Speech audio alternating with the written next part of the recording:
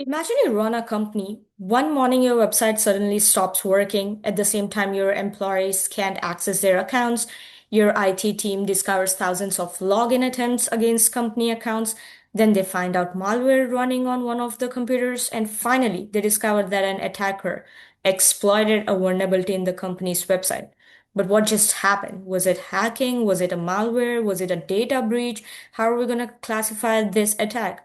Well, it's because it could be several different attacks happening together, and that's because cyber attacks isn't one specific type of attack. It's a broad term covering many different ways attackers compromise people or devices or applications or even organizations.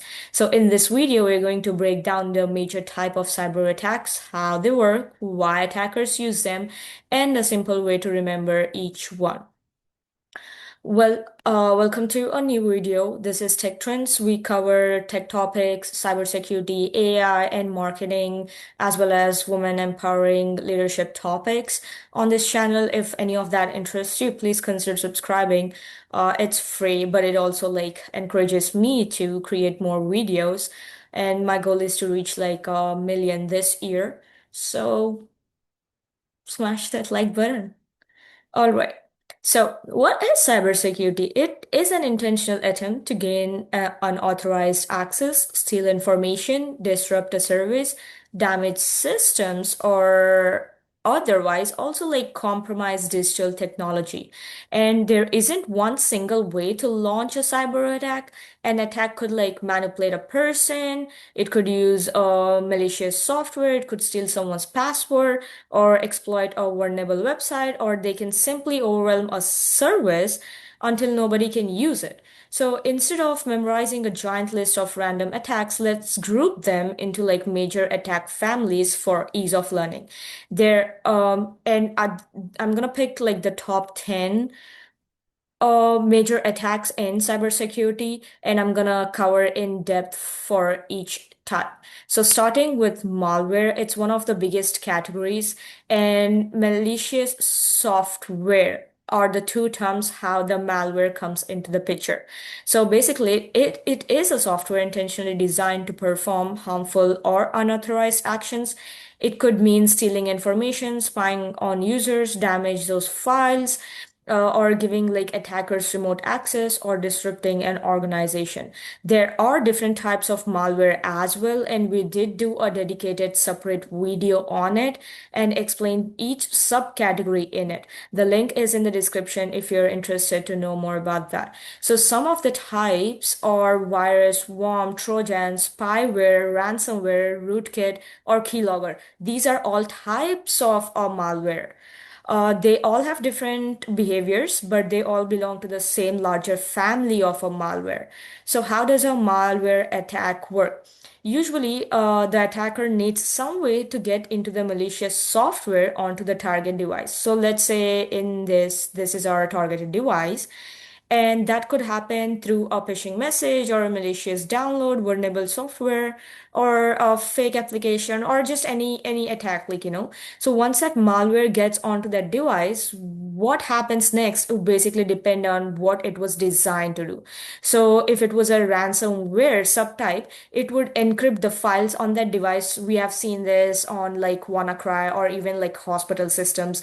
If there's a ransom, the systems are shut down so the doctors cannot access the patient records, which is a life and death situation, literally. So they are forced to like um, exchange money in order for the information to decrypt those files that they actually owned. So the one way to undo that is to always have very periodic backups so that you don't have to fall into that, but then we'll get into it in a bit. So all right, back to the topic. Basically, ransomware would encrypt the files, and spyware might secretly collect information. Trojan usually grants remote access to control that device, and a worm basically starts spreading to other devices, so it's very infectious. I would say a simple analogy to explain malware attacks is think of it as like malicious employees inside a company building already, right? Once inside, what they do is depends on their purpose on what they're seeking. So they may go steal some documents, or they may damage some equipment, or they may secretly copy some confidential papers, or yeah, but the most important part is they've already gotten inside, and then it depends what they're gonna do from there.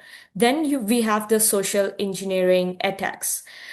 Well, it switches from software because instead of attacking a software, in here we are going to attack something much more harder to patch, which is people.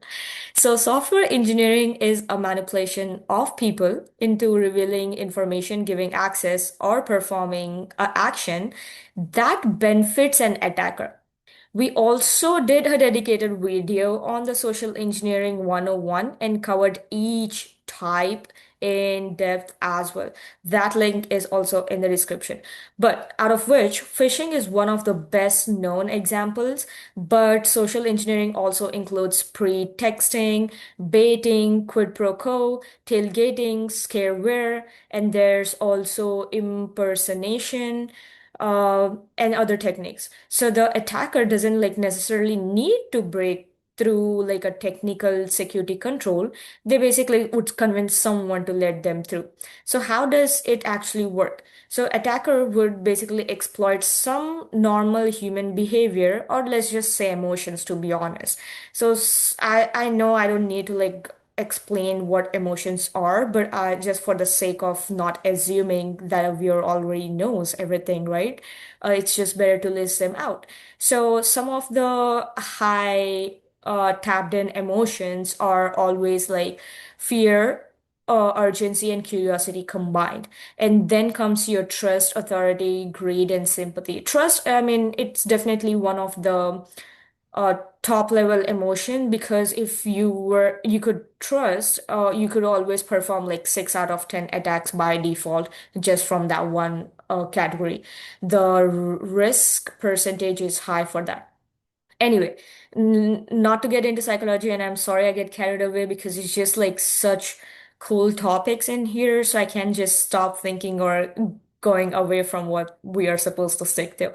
All right. Anyway, the idea is to basically pressurize someone. When you pressurize someone with like one of these tapped in emotions, they're more likely to react quickly instead of stopping to verify what's happening. So a simple analogy would be like, imagine you basically build an extremely strong security system. So instead of like trying to break the door, someone simply convinces the employee inside to open it for them, and the door was never hacked. The person was manipulated in that case. Then we have password and credential attacks. So attackers can go directly after after your login credentials, and a credential attack is basically an attempt to obtain or abuse usernames, passwords, authentication tokens, or other credentials. One common method is a brute force attack. The attacker repeatedly tries different password combinations until one works. Then the other type is the dictionary attack. It is a more focused one. So instead of trying every possible combination, the attacker uses lists of common words for passwords and those combinations. Then there's credential stuffing.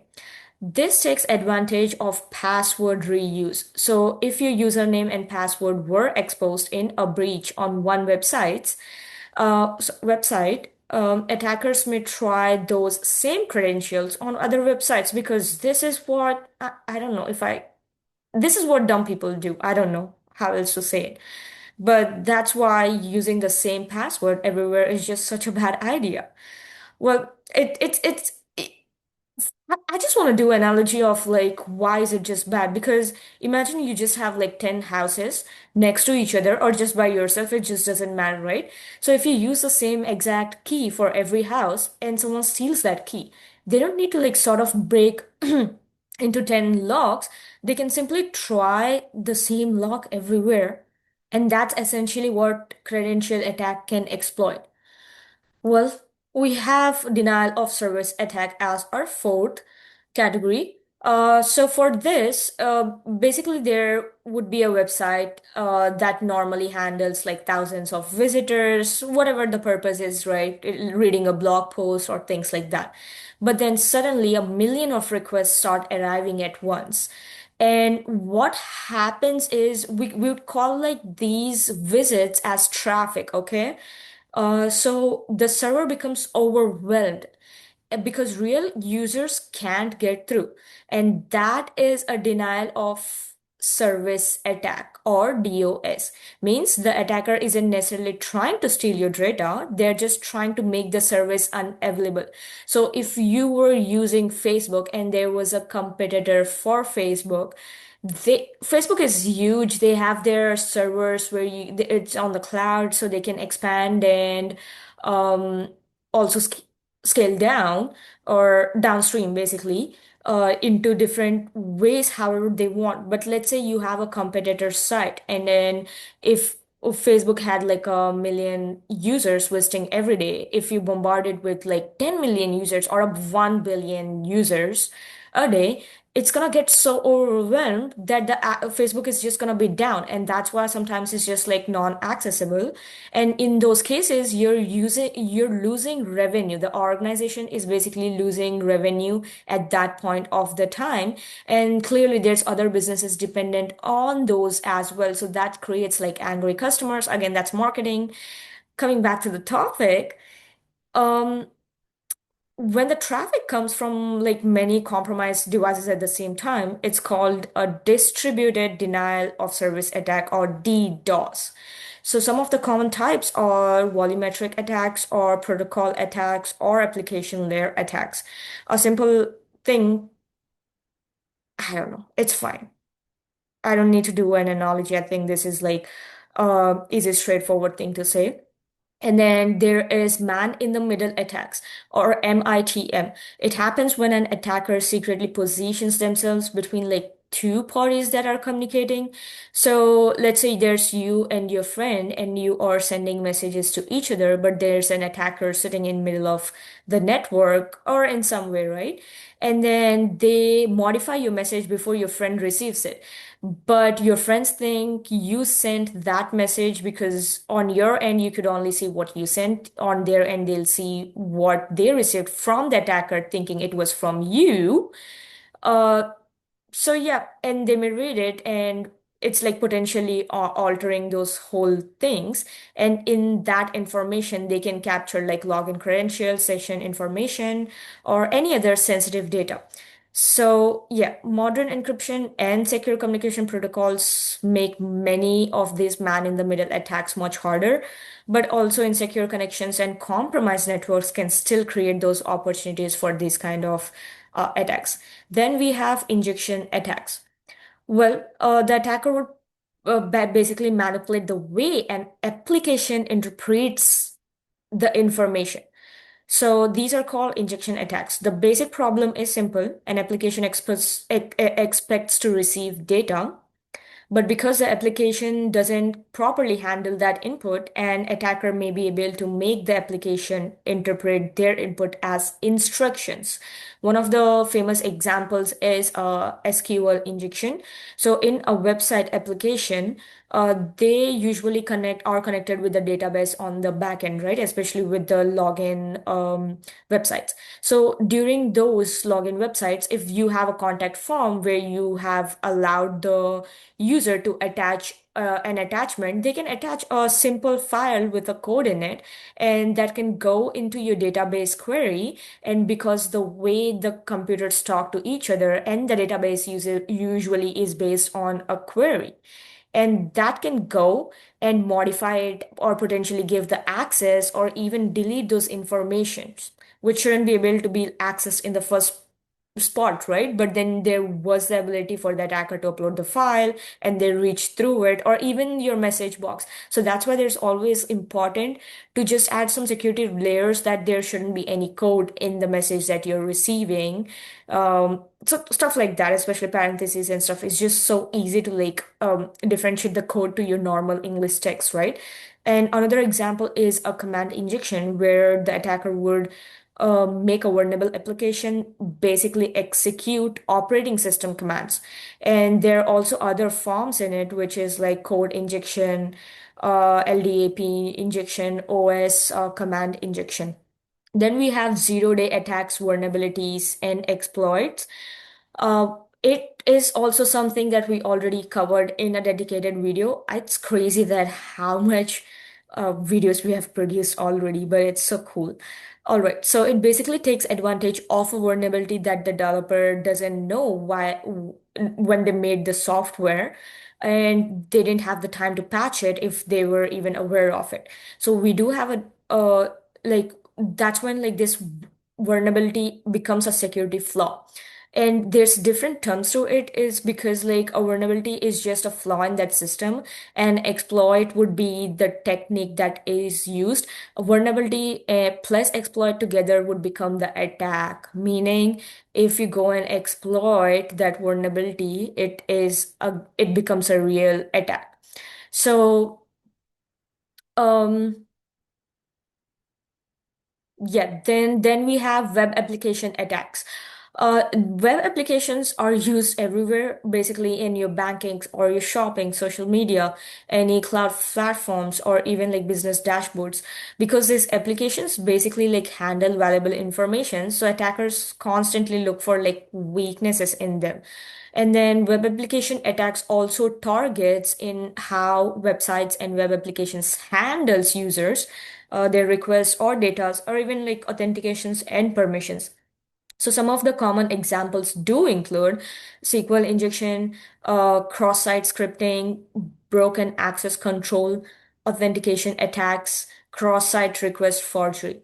So the goal of these are basically to again seal, modify, or anything related to your data, and any action that the attacker shouldn't be performing.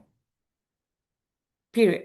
So think of it as an hotel that has like lots of rooms and keys. There's a reception desk, and each floor has like different level of access. So when you get the key, you only get access to a certain floor and a certain room number. And if let's say the attacker is just sitting there and is like, oh, like permissions to all, you can access any floor and any room, and that doesn't provide the security and basically takes away why you have like different rooms and stuff like that, especially if there are ill intent behind those actions. So that's an access control problem. If it accepts a malicious instruction where it's expected normal information. There's another type of application vulnerability, and the same exact differs. But the attacker is basically like looking for mistakes in how the application handles those requests. Then we have second last, supply chain attacks.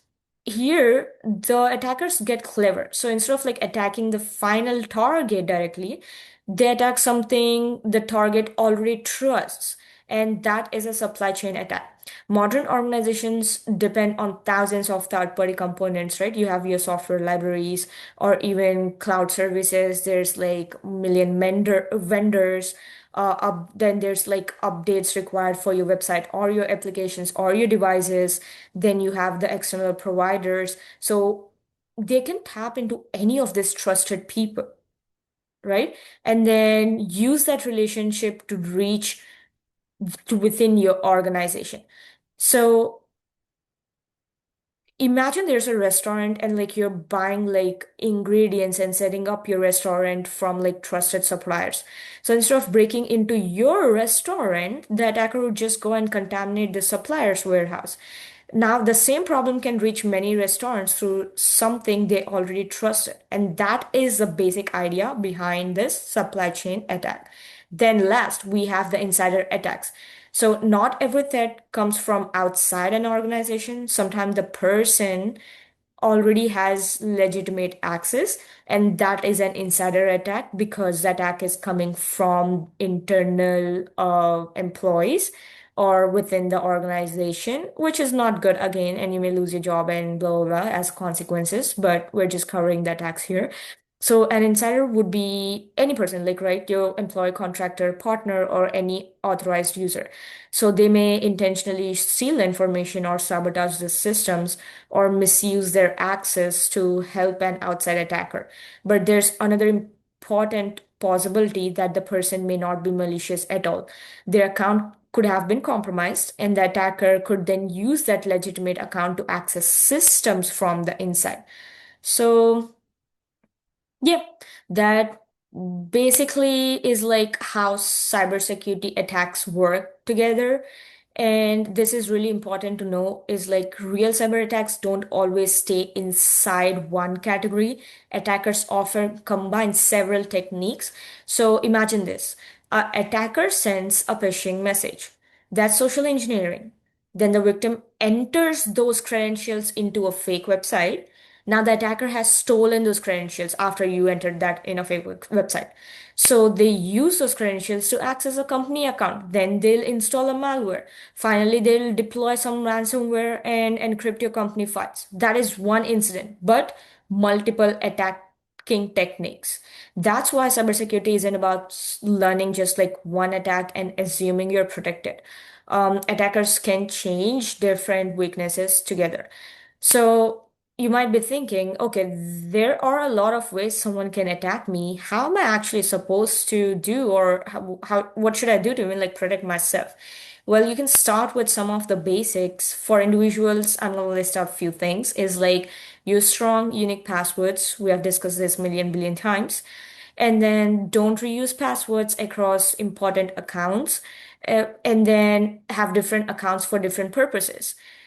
This is my favorite because it's like some people use the same email ID or contact information that they used on their bank accounts for some random shopping website. Like you should have a different marketing email and you should have one for your own educational, one for your banking, and it's fine to just have three different email IDs with three different passwords. That way, at least you have isolated some of the aspects of the situation and you know where these things are coming from because like if someone emails you about a bank account on a marketing email, you already know that doesn't exist by default, so the rate of error by default is just like eliminated, you could say. Well, that's just one of the ways, you could secure your account. Then we have enable multiple factor authentication whenever possible. So you can also keep your operating systems applications and like security files updated. And then be careful on like unexpected links, attachments, or even messages. And you could also like download from like trusted sources, but also back up your files, or you can watch for like any of the unusual activities. And for organizations, the defense is in depth and it always comes in like different layers. More the layers are, the better it actually works to isolate the situations. So few of the things that are there are access controls, monitoring, then vulnerability management, then your security testing, employee training, backups, or incident responses. So that basically brings us to the end of this topic. Well, to sum it up, cybersecurity is an intentional attempt to compromise the digital assets and gain informations to your systems or the services or still like user data. And we covered 10 different major attack types. Starting with malware attacks, they use malicious software. Social engineering attacks manipulate people. Then you have password and credentials where they steal your login data.